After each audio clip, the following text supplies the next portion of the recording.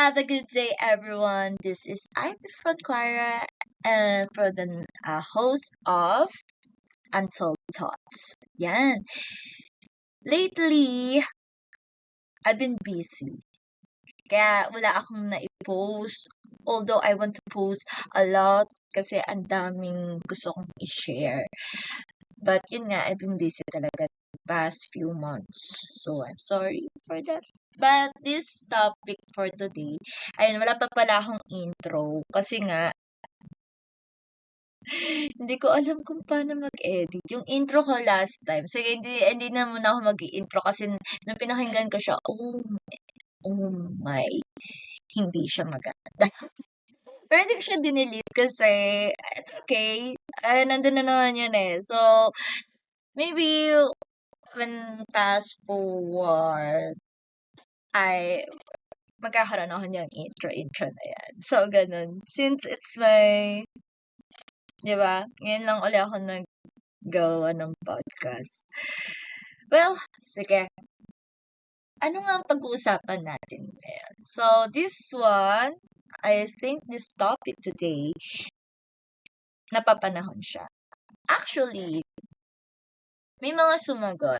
So, hindi ko pa siya kasi napapromote talaga widely. So, may friends lang ngayon nakakarinig nito. And, kasi nahihiya din ako. Nahihiya din ako. Oo, mahihiya pa talaga ako. Sasabihin nung iba sa akin, talaga ba, B? Talaga ba? Hindi.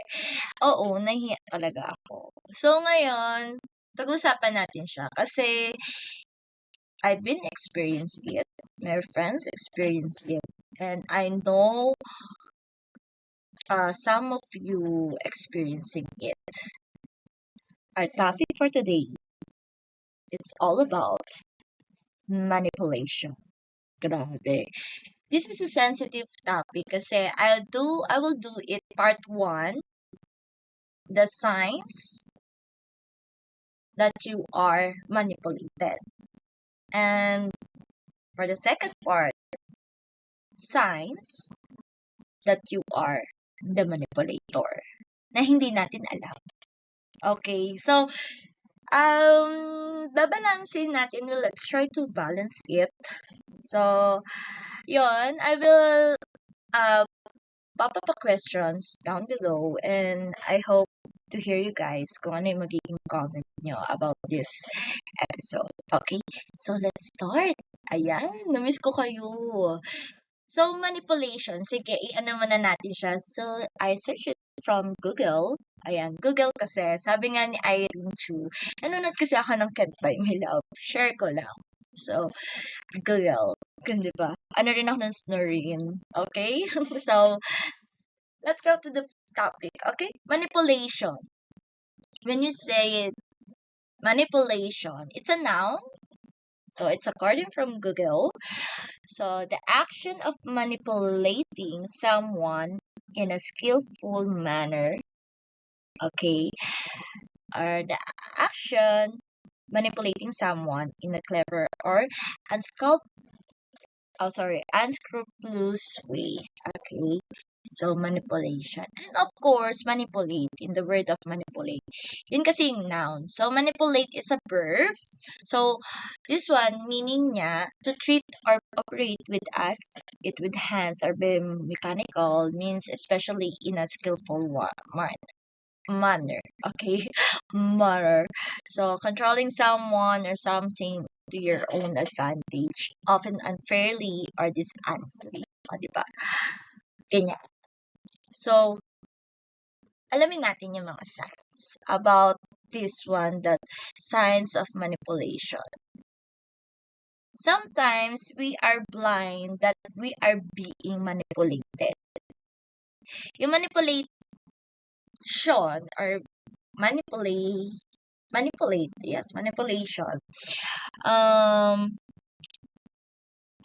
Hindi natin nakikita yan. Especially if that someone or hindi lang siya applicable in romantic, but also it can applicable from work, from your family, from your friends, and so on and so forth. surroundings. Okay? So, this one, um, yun nga, we are being blind. Kasi nga, malalaman natin bakit kaya. Okay? And I also manipulated lately lang. Ito namang manipulating sa akin nun. Lately, it's romantic. Okay. But of course, I will make it general. I hope so. I hope so that I make it general. And this is a sensitive topic. Okay. Grabe. So, yun. I know there's some negative will comment that. Ano naman ka? That's how you balance life. It's not all positive or full of cloud nights. Okay? So, let's go to the signs or ways how to know that you are manipulated. Sabi ko nga sa inyo, may part 1 and part 2. So, number 1 sign is using insecurities against you. Diba? Using your insecurities against you. Your fears, your flaws. Diba? Although we have a lot of flaws. Pero ito yung emotional manipulators. Diba? For example niyan, they may bring up insecurities when you're already feeling down. Actually, ngayon lang, nag-pop up sa akin. There's a man, yes, lately, ba't ako pumiyok? Wait, sorry. There's a man lately. Ginamit niya lahat ng fear, insecurity sa akin. Even my mental health. Diba, grabe. Na yun ginamit niya sa akin. For example, my body, structure, there's a body shaming, di ba? Dapat naalala ko nun sabi niya sa akin, you need to go to gym. Because taba-taba mo na. And other people told me, you're not mataba. Di ba? Parang, kasi you're into him. Di ba? You're into him. Paano naman kaya pag work, di ba? Ma'am, Miss Ivy, mom talaga. Miss Ivy, what about at work? What about friends? You being insulted, okay? For example, sinabi niya, you being insulted. For example, ganda ng ayos mo ngayon. Diba? And then, sinabi niya, I like your outfit today. You're not look like jologs as usual. Parang, your insecurities in life, yun yung inaanahan niya, diba? So, yun ang doon. And then, of course, at work, may mga ganun din. Diba? They use your insecurities. So, that's number 1. Okay. Actually, I search on it. Natin. Kasi, it's very sensitive. So, yun yung number 1. Using your insecurities against you. Diba? Parang, sinasalamin niya yung negative. Parang ito yung mirror. And then, si mirror, nagsasalita. This is the mirror. Okay, nakaharap ka sa mirror, then someone is behind you, and binubulungan ka niya ng mga insecurities mo. Diba? You feeling down, and you much worse pa. Ginagamit niya pa yun para to feel you down. To feel that those your insecurities in life. Diba? Kasi nagre-reflect eh. Nandiyan lang siya sa gilid mo, nagbubulong-bulong siya sa'yo kung ano sinasabi niya sa'yo. And then, you have your reflection in the mirror. Tapos yun, nagre-reflect sa'yo. That's how you interpret. I hope that you, naiintindihan niyo siya. Okay? So, next naman, ayan, that's the number 1. Okay. Number 2. I know everyone will say oo here. Ayan, na out of words ako doon. We'll say oo here. Gaslighting. Ayan. Ayan, napapanahon yan. Gaslighting is a manipulation. So, tactic that can make you question the reality of the abuse you're facing in a relationship. Diba? So, this one, ginagaslight ka niya. So, yan, lagi yan, ginagaslight niya ako, sinasabi niya yung ganito, diba? Ang ginagawa niya, for example, naging ganito naman ako dahil sa'yo eh. Natuto ako dahil sa'yo. Diba, grabe? Natuto ako dahil sa'yo. Kasi ganito yung ginagawa mo noon. That's how you do the gaslight. Pinapamukha niya na kasalanan mo kung bakit ako naging ganito. One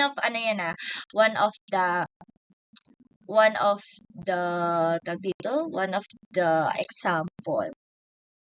Okay. So, ganon.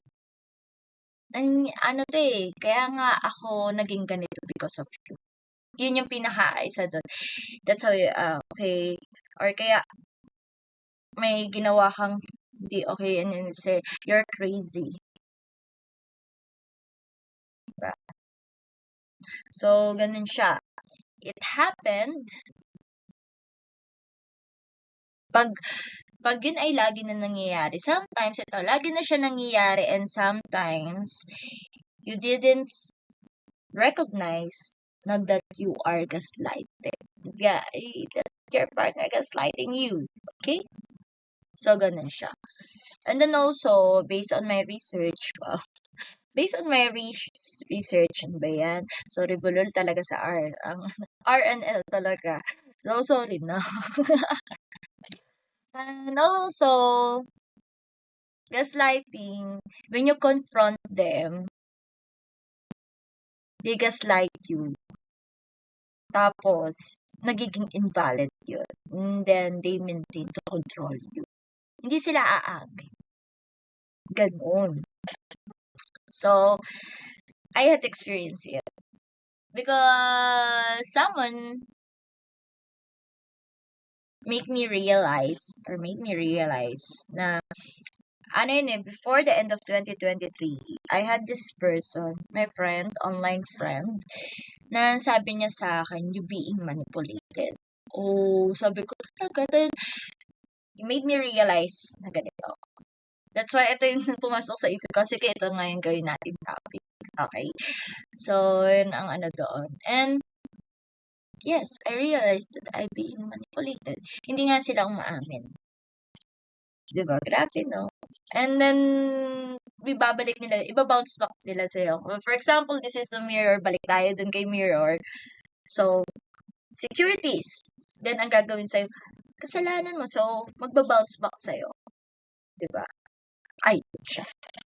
And then, they will control you. Kasi alam nilang, oo ka lang sa kanila. Oh, diba? So, number 3. Let's go to the number 3. Recruiting others. Ayan. In an effort to manipulate and control you even more, the abuser might recruit others to help out in their pursuits. For example, you want to break up. And gagamitin niya friends mo or family to convince you stay. Oh, I remember someone. Yan. Online friend and kasi nga nagkaroon ng pandemic, so online friend. Nag-break up sila, and then that man, ito babae din siya. And that man used his family or also her family para mang-convince na maging okay pa din sila. Although ayaw niya na. 'Di ba? Although ayaw niya na, napapagod na siya, pero matagal na sila. It's years din. Matagal na sila. Pero nagsasawa na yung girl. Although, yun, meron din kasi siyang ginawa kung bakit siya nagsasawa. I will not share it na. So, it's kind of sensitive. Pero yun ang ano doon, na, ayaw niya na. Okay. But the men use those, kung ano yung mutual nila. Parang sa akin, mutual friends ko, yung mutuals nila na they have in common or they are connected to them. They use, diba? So, ganun siya. Okay? Yun, recruiting others. And then, number 4. Oh. Number 4, guilt as a tactic. So, guilt as a tactic. So, emotional manipulators may use guilt against you to get what they want. Yun nga, katulad nga ng like what I've said. Sa gaslighting, ganun din siya, medyo hawig sila ng konti. But this one, yun nga, katulad nun nga na wrongdoing. Igi-guilt tripping ka niya. Yung guilt tripping, ganun. Yeah, another term for that. For example,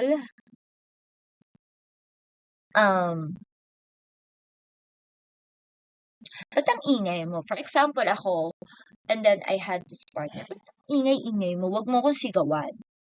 And then your partner will say, he or she, kasi nga, may iba naman tayong kind of relationship, or kaya, your coworkers, diba? Pwede rin kasi i-apply siya sa work na your friend told you. Naging ganito rin kasi ako because of you. Kaya ako naging maingay because of you. Diba? Kung ano yung kung ano yung ginagawa mo in the past, binabalik nila sa'yo in the present. Kaya parang, this is your obligation. Responsible ka dito kung bakit ako nangyayari sa akin to ngayon. That's how you do. That's how the emotional manipulator did it to you. Nakakalungkot na. But that happened. Okay, that happened. And also, for example, you have obligation, they give you, parang, eto nga yung mirror, and then sinasabi din sa'yo, gano'n. Diba? It keeps bouncing back, and it's bouncing back, and then dadalhin mo siya. Diba? Ganun siya. Okay?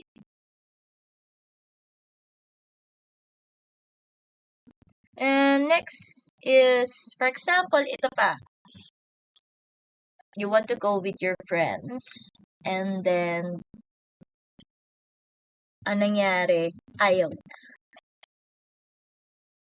Diba? Kasi, nung gusto niya mag-hangout sa friends niya, you canceled it. So, ngayon, gusto niya, i-cancel mo din yan sa'yo. Diba? Yung mga ganong, works. And number 5, nasa 5 na tayo. 5 is passive aggression. So, when someone is being passive-aggressive, they will indirectly express their negative thoughts or feelings. So, for example niyan, your partner must use sarcastic humor or give you silent treatment or refuse you to have constructive conversation about the conflict. So, for example, ito, yan nga, nag-aaway na kayo, or kaya, ayan na, na siya ng guilt tripping. And then, ano niya talaga, kasalanan mo. Or kaya mag-humor siya. Dati yun naman yung ginagawa mo sa akin eh.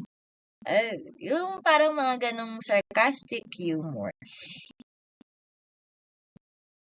Tapos, kaya ako naging ganito eh. Diba? Nagiging sarcastic siya. So, nangyayari, hindi natatapos yung problema. Ngayon, you want to confront him. Tapos na yun eh, nagbago na naman ako. Diba, yun yung sasabihin natin sa nagbago naman ako eh. So, kung i-ano niya siya, i-apply niya siya sa not in intimate relationship. Nagbago naman ako. Bakit hindi niyo ako maintindihan? Bakit hindi niyo ako mapatawad? Ang gagawin kasi nila, ano lang, hayaan ka nila, wala silang pake sa'yo. Ang pake lang nila yung sarili nila. Tawag dito, he or she wants to be dominant also. Kaya imamanipulate ka nila. And you will feel that you feel anxious, unsure, ganun. Yung mga ganong factor. All of negative thoughts and feelings, you will feel that. And then number 6, moving goalposts. So, moving goalposts, so according din sa na search ko, or na research ko, is that moving goalposts is another manipulation tactic used by abusers that can make you feel unsteady, insecure in your relationship. So, may hawig sila sa may connection sila. So, with this tactic also, that the abuser will intentionally make it hard to please them by changing their requests and desires often. Okay.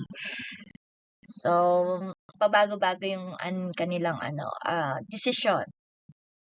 So, for example, pwedeng ganito, your partner may say you need to dedicate one night a week to a relationship. Then once you done it, they shift their expectation, they will see they need more time with you. So this one, ang ginagawa nila dito, para ma-satisfied sila. Wala silang pakialam sa'yo. They don't they don't care about your satisfaction. Ang gusto nila, yung satisfied sila. Wala silang pakialam sa nararamdaman. Kasi yun yung desire nila eh. Kaya pabago-bago. Kasi ngayon, they need to feed their satisfaction to their self. Diba? Ganun siya. And I know, there's a lot. Maybe physically, mentally, spiritually, health. Yes, it can help. Social. And also, it can be financial. Diba? Magbabago-bago yung nila because of that aspect. Gusto nila ma-satisfy doon. Yeah. Actually, I've been manipulated financially, physically, even mentally, social. Yes, social. So, I'm a type of person kasi madaling tawag dito, madaling pakisamahan. But then again, there's some people that they don't like. Ano naman yun? Okay. So, yan, wala silang pakialam kung masasaktan ka na. Wala silang pakialam kung ano maapektuhan sa'yo. Because, katulad nito, ano ba to?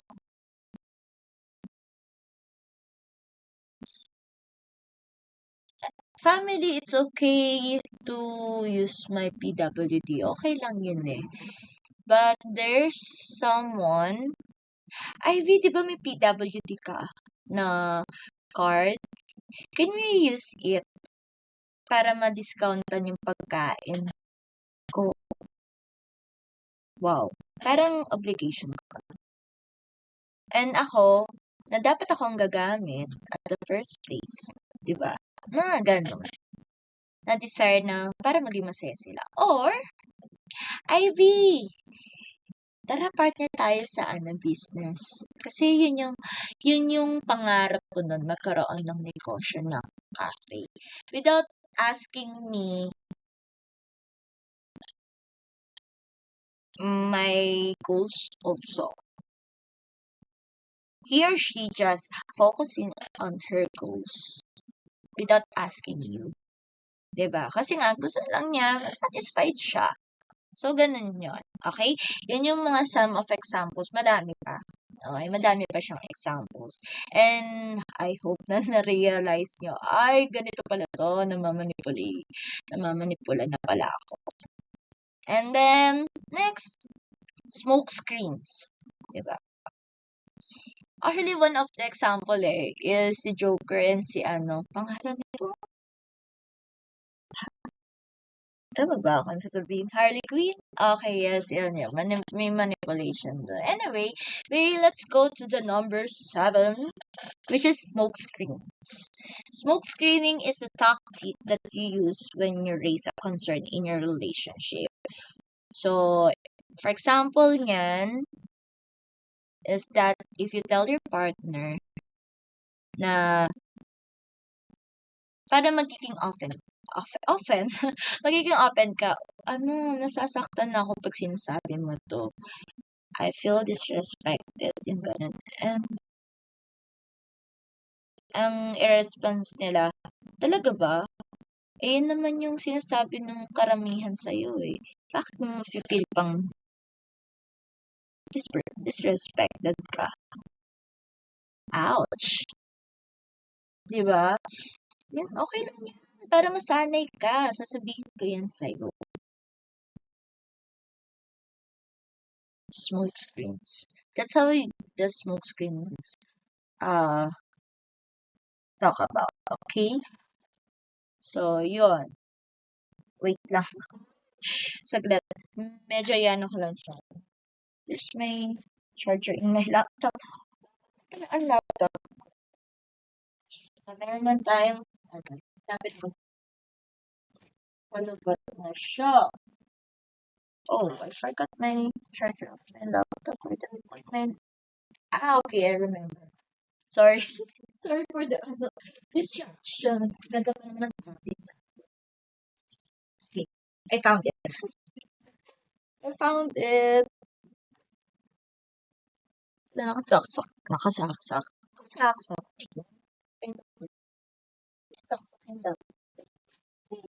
Let's go. Let's go back. Yan. Yun, ganun yung smoke screen. So, yun ang do. Diba?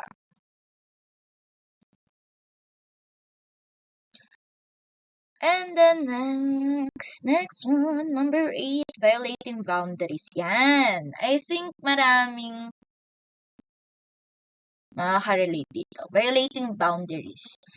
In work yan. Katulad ng sa work, yung pakikialaman yung gamit mo without asking first for permission. So, manipulating might ignore you when you say no. Ayaw niya yan.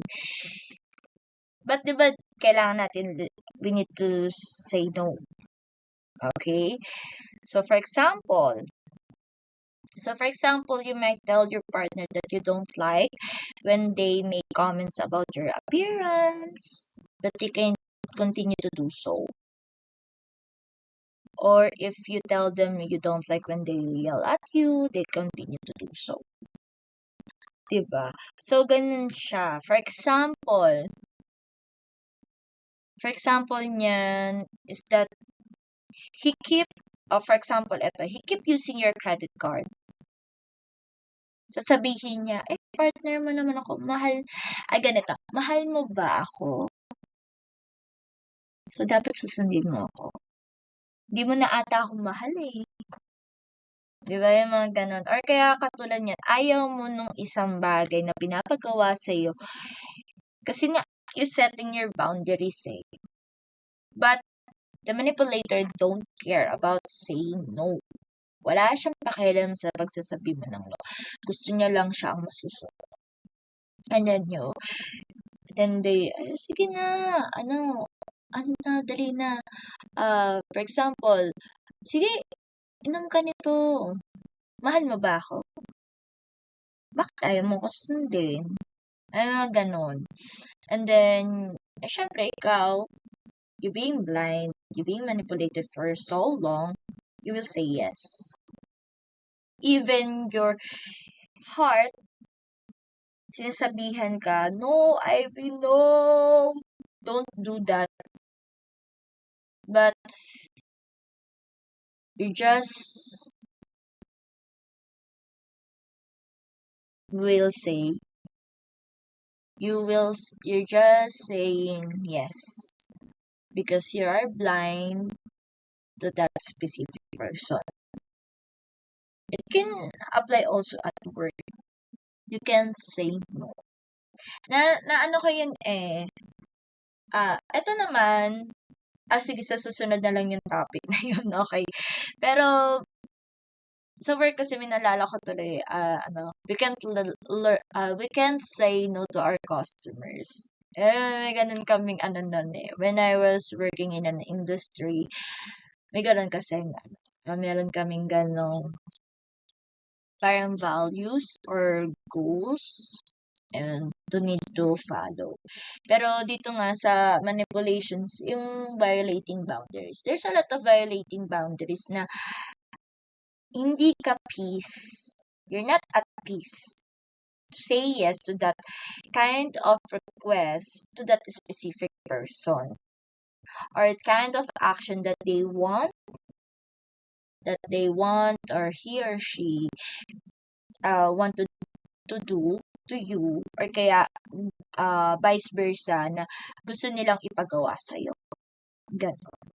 And lastly, number 9, mirroring or matching. Okay? Many of us prefer dating someone who has same or similar interests and hobbies. Hindi lang dating someone or we're get along or we're choosing our circles with similar interests, hobbies, values, goals, ganon siya. But when your partner or someone's behavior seems to force or disingenuous for the sake of matching your own, that's manipulation. So, paano siya, ma'am? Sorry, ano ko, ma'am? Miss Ivy. Ano ba yan? Ito yung for example niyan, sabi nga ni Lori, dun nga sa Business Insider, kung saan ko siya sinerch, yung mga signs, they could be mirroring you, or matching you on purpose, trying to convince you that you have singular and special bond that is reinforced by how many things you have in common.